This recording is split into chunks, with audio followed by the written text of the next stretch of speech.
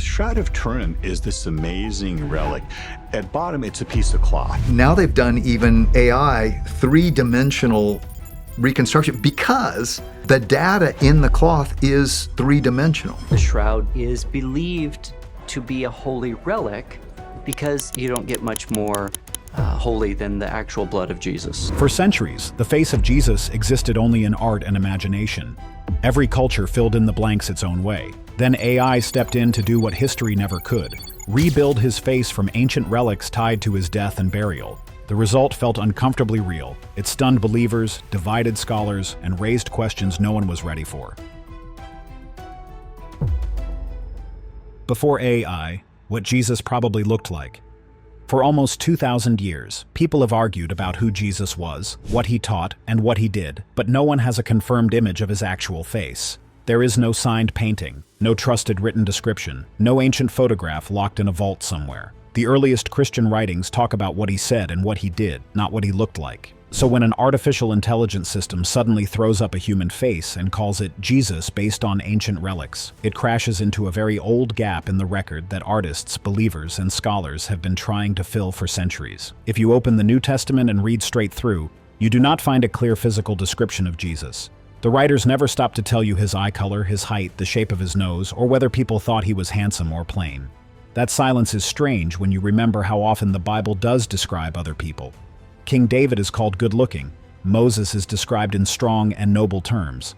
Jesus, by contrast, is almost blank in this area, as if the writers cared far more about his voice and his actions than his face. Because the New Testament gives so little help, later Christians reached into older Jewish writings to guess what the promised Messiah might look like. One line that became very important comes from the prophet Isaiah, in a passage that many believers later applied to Jesus. It says that the servant of God had no beauty or majesty that would attract people, and nothing in his appearance that made others desire him. In simple words, it paints a picture of someone who looked ordinary, maybe even a bit rough, not like a prince who turns heads in every crowd. Other Bible lines, especially in the Psalms, speak about a king who is blessed in beauty, and those got pulled into the same debate.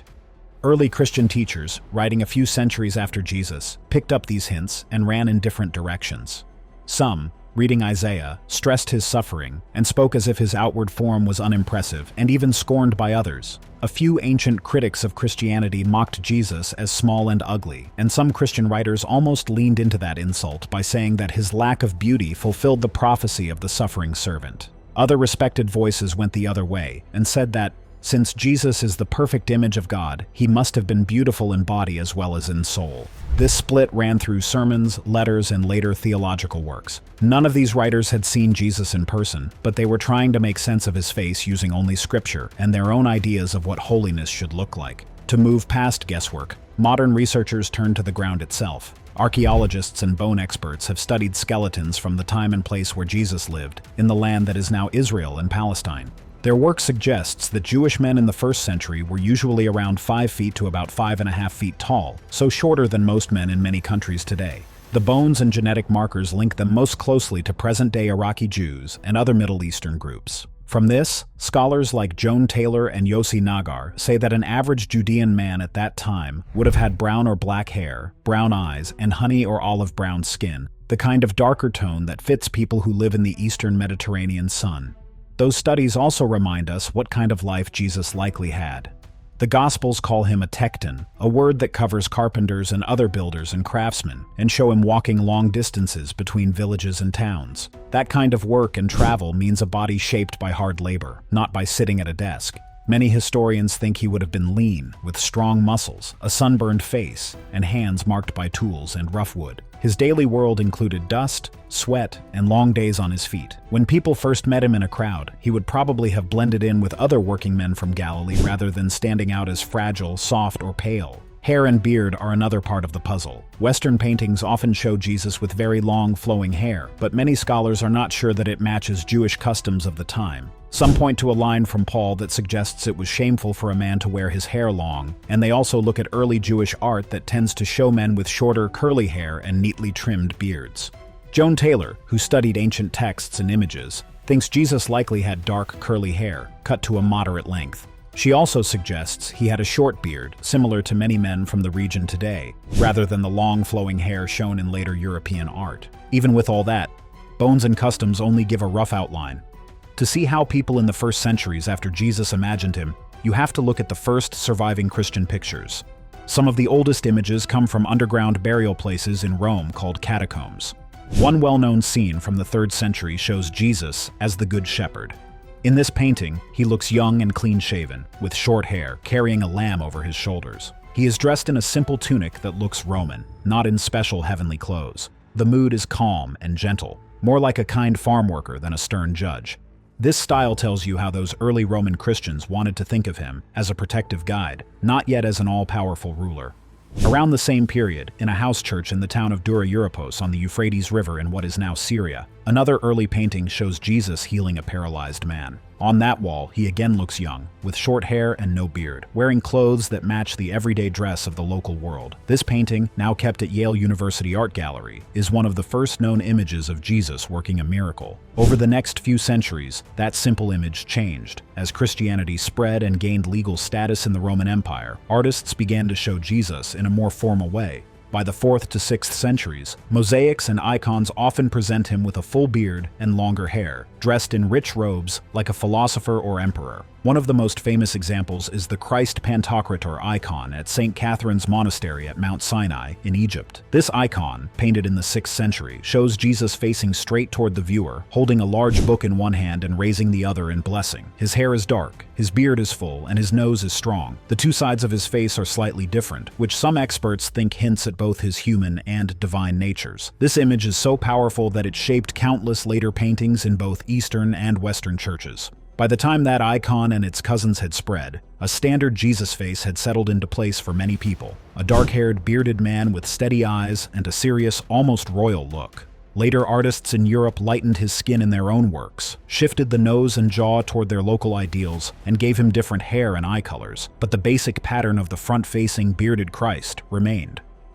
Long before artificial intelligence touched the subject, one well-known experiment tried to rebuild Jesus' face using the same methods that police use when they rebuild a skull in a crime case. In the early 2000s, a British medical artist named Richard Neve worked with Israeli archaeologists and television producers on a project for a documentary called Son of God. They took a real skull from a Jewish man who had lived in the 1st century and used forensic reconstruction, which is a way of adding muscle and skin shapes onto a skull based on known averages to build up a 3-dimensional head. They then added details drawn from ancient Jewish portraits and studies like those of Joan Taylor and others. The final model showed a man with a broad face, a strong nose, dark skin, short dark curly hair, and a short beard. It looked much more like a typical Middle Eastern villager than the tall, pale figures in many European paintings. When this reconstruction was first shown, some viewers were surprised or even unsettled. They felt that this face did not match the soft, pale images that had shaped their churches and homes. Others said it finally lined up with what they expected a 1st-century Jewish man from Galilee to look like. Either way, it pushed the conversation in a new direction by grounding Jesus' likely appearance in bones, climate, and culture, rather than in art tradition alone. There is still one more layer to add before modern machines enter the story. Over many centuries, Christians began to point to certain cloths and images as special because they seemed to carry the imprint of Jesus' face itself. The most famous is the Shroud of Turin in Italy, a long linen with a faint full-body image that many people believe wrapped Jesus in the tomb. Another is the Sudarium of Oviedo in Spain, a smaller blood-stained cloth that tradition says covered his head after death. Then there is the image of Edessa, also called the Mandylion, a legendary cloth said to have been touched to Jesus' wet face and to have received a miraculous imprint that was not made by hands. Legends around the Vale of Veronica tell a similar story of a cloth that caught his face on the way to the cross. Whether or not each of these relics is genuine, they occupy a special place because they are the only physical surfaces that some believers think actually touched the historical Jesus. For centuries, artists, pilgrims, and scholars stared at these faint marks and tried to draw out a human face. Now, for the first time, artificial intelligence is being pointed at those ancient relics and asked to do the same. How I reconstructed the face of Jesus. The cloth at the center of this is the Shroud of Turin. It is a strip of linen roughly 14 1/4 feet long and about 3.5 feet wide, woven in a 3-to-1 herringbone twill pattern. On that cloth, you can see a faint front and back image of a man who looks like he has been whipped and crucified. There are dark blood-like marks around the scalp, wrists, feet, and side, plus water stains and burn marks from a fire in the 1600s. The image itself is very shallow, only a few tiny fibers deep in the top of the threads, and the color change does not soak through the cloth. The shroud became truly strange in the late 1800s, when an Italian photographer named Secondo Pia took one of the first clear photos of it. When he developed the glass plate, he saw that the negative of his photo showed a much sharper, almost lifelike face and body than the cloth itself. In simple terms, the cloth acts like a photographic negative. Where you expect dark tones on a normal photo, the shroud is light, and where you expect light, the shroud is dark. The only clear exception is the blood marks, which show up as normal dark stains.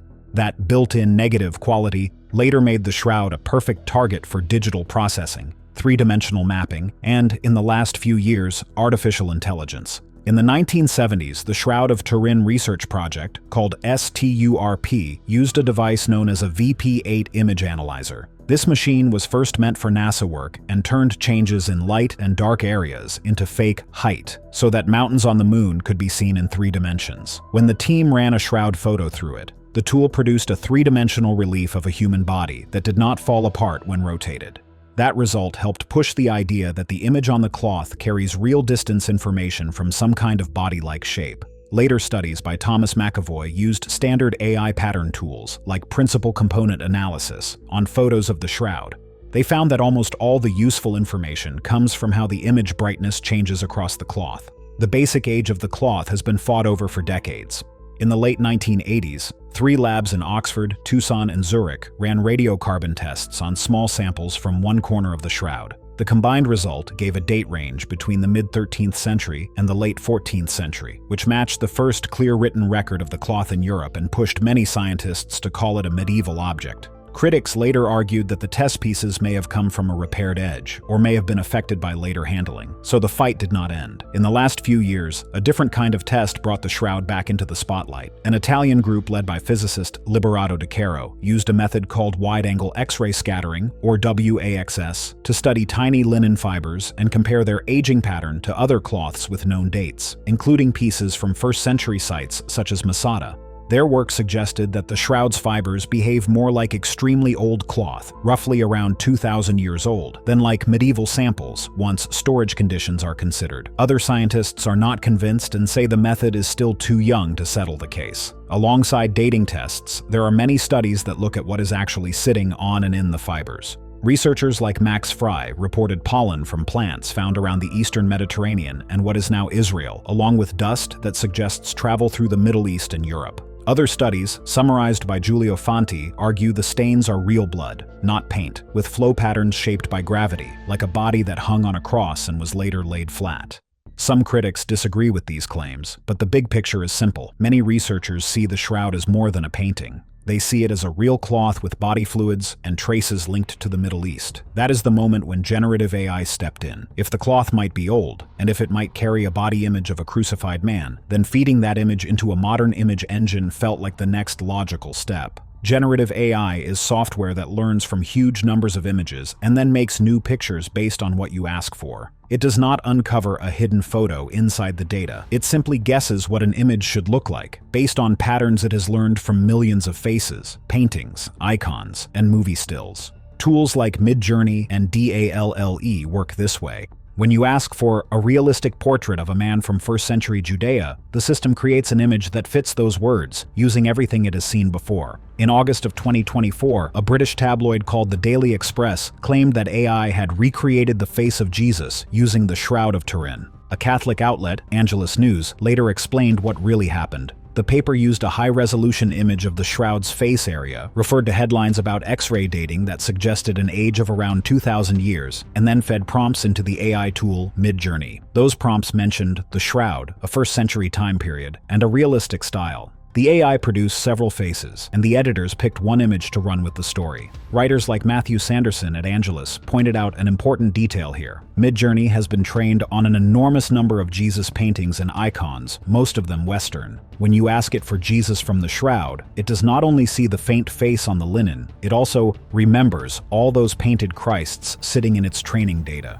The result in the Daily Express piece looks very much like a polished Western Christ, light to medium skin, soft brown eyes, straight nose, neatly combed long hair, trimmed beard, and gentle expression, with some extra wounds added around the forehead and nose to echo the crown of thorns and bruises seen on the cloth. The shroud gives the outline of a beaten man. The AI fills in smooth, clean skin and studio lighting in a style it has learned from centuries of Christian art. The Daily Express was not alone. The New York Post, Unilad, and other sites ran headlines about AI revealing the real face of Jesus based on the shroud, often reusing the same or very similar mid-journey portraits. Some versions showed a slightly lighter skin tone and hazel eyes. Others added a head covering. Still others had the eyes closed, as if the man were lying in the tomb. Even when they claimed to be based on the shroud, these portraits did not match each other in every detail. The differences came from small changes in the text prompts, random choices inside the AI model, and the tastes of the people picking which output to post. Tabloids were not the only ones feeding relic images to machines. The Sun ran a video featuring a three-dimensional style AI image of Jesus said to be based on the shroud, describing how software brought him to life by deepening the wounds and smoothing the face. Taken together, there was no single AI Jesus, but a cluster of slightly different faces, each shaped by the way a person wrote the prompt and decided which output felt right.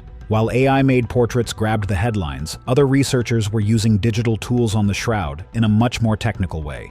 Three-dimensional modelers asked a different question. Instead of asking what the man looked like, they asked what kind of object could even leave this kind of imprint. Brazilian digital designer Cicero Moraes used computer models to compare a cloth laid over a real human body with a cloth laid over a shallow sculpture. His results showed that a real body would stretch and distort the image, while the shroud's face looks more like a flat copy. Based on this, he argued the image fits a shallow sculpture better, possibly made using heat or pigment rather than a wrapped corpse. That claim quickly drew criticism from shroud researchers. Some said the computer models ignored many physical and chemical tests done on the cloth. Others agreed the image could come from art, but noted that experts have said this for years. Researchers who believe the shroud is real pointed to blood flow patterns they say would be very hard to fake. How people react to an AI-made face is a different matter. Technology can explain how an image is created from the cloth. It cannot explain why some people felt shocked, why others felt angry, or why many treated one AI image as a final answer to a question people have debated for 2,000 years.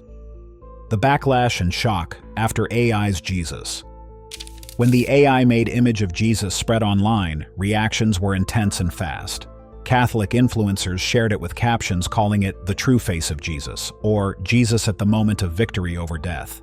Some people stared at the image and cried, others saved it to their phones or made it their lock screen without thinking twice. But not everyone was impressed. Almost immediately, people online pointed out something familiar. The face looked a lot like classic Western paintings of Jesus. Light skin, neat long hair, soft features straight out of Renaissance art. Some joked that the software had simply picked the most Instagram-ready Jesus from a pile of computer-made faces. For some people, it became an object of devotion. For others, it only deepened their doubts about both the shroud and artificial intelligence. People who work at the intersection of faith and technology quickly stepped in. Catholic tech founder Matthew Sanders said the image was powerful, but not scientific. His point was simple.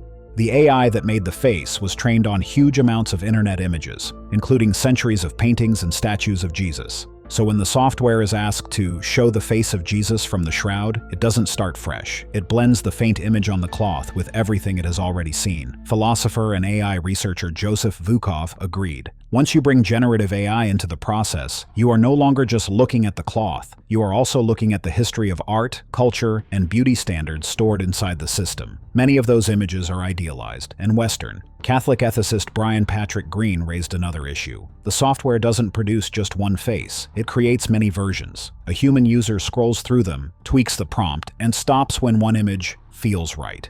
That final picture is not just shaped by the shroud. It is shaped by the training data and by human taste. The person who clicks Save becomes part of the process. Historians and skeletal studies suggest Jesus would have looked like a typical man from 1st century Judea. He likely had dark hair, brown eyes, and olive or brown skin, and would have resembled people from today's Middle East more than the pale figures in many European paintings. Yet many AI-generated portraits drift away from that picture. Some ethicists worry this opens the door to a new kind of digital idolatry. Brian Patrick Green warns that AI is built to polish and impress, not to deliver the hard truth. When people pray before a painting, they know an artist made it.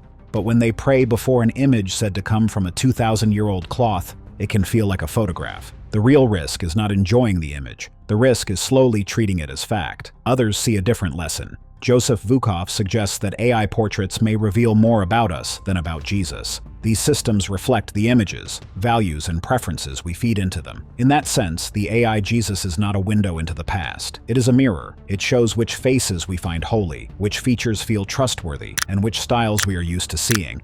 Thanks for watching. Now check out the videos popping up on screen for more unbelievable stories.